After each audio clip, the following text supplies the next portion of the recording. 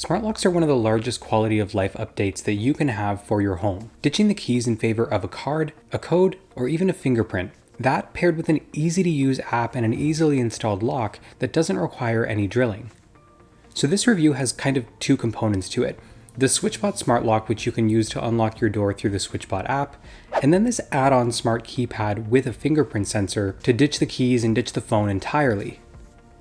So starting with the lock, right away you notice pretty much the only downside, which is the bulk of this unit. And that bulk, by the way, fits in your motor and battery, but it also sticks out far enough to precisely fit over your deadbolt lock. And speaking of precise, this comes with 3 swappable extensions to fit your deadbolt. So you can simply stick it to your door with a 3M sticker, and that's it. That's the installation. From there you have a variety of ways that you can use this lock, manually by turning it or using existing keys, using the connected Switchbot app, auto lock and unlock, an included Switchbot NFC tag, Apple Watch app, voice commands through Alexa, Google, or Siri.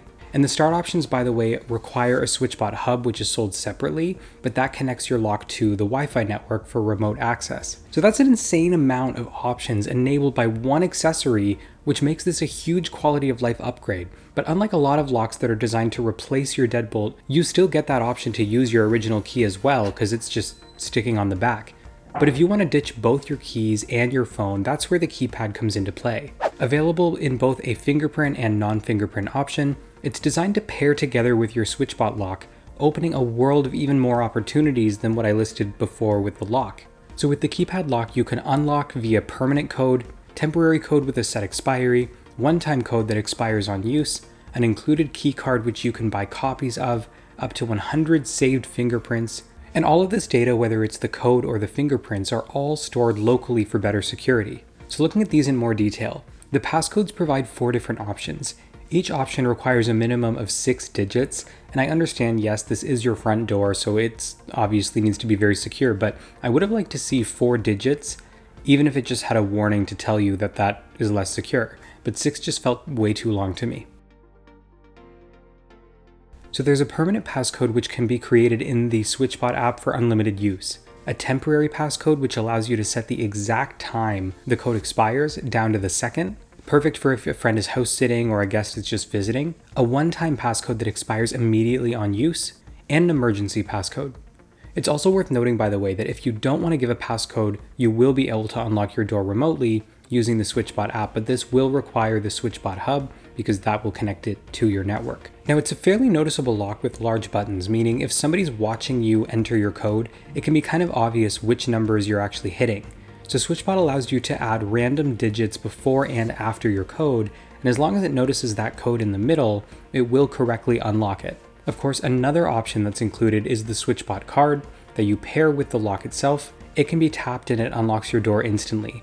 I actually found this to be an incredibly responsive option, and my only con to this option is that it only comes with one. You can, however, purchase more additional cards from Switchbot if you need more. Lastly, we have the fingerprint scanner, a scanner that looks remarkably similar to that of TouchID on iPhone. And setup is also really similar and stores up to 100 fingerprints on it. So through the Switchbot app, you're guided to scan your fingerprint 4 times and then set a label. In testing, this was absolutely my favorite feature of the entire lock because it just worked. It was fast and responsive, and it really reminded me of TouchID, which everybody still arguably wants back on iPhone. It's all around easy and an enjoyable experience. A couple other important things to name from this keypad. They're equipped with ambient lighting for nighttime viewing, an IP65 waterproof rating that protects it from rain or snow, and up to 2 years battery life based on testing of it being used by 3 people twice per day.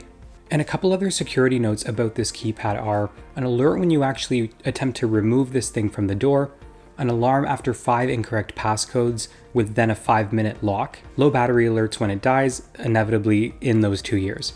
So I can't actually express how delighted I was to find such an incredibly high quality smart lock and keypad.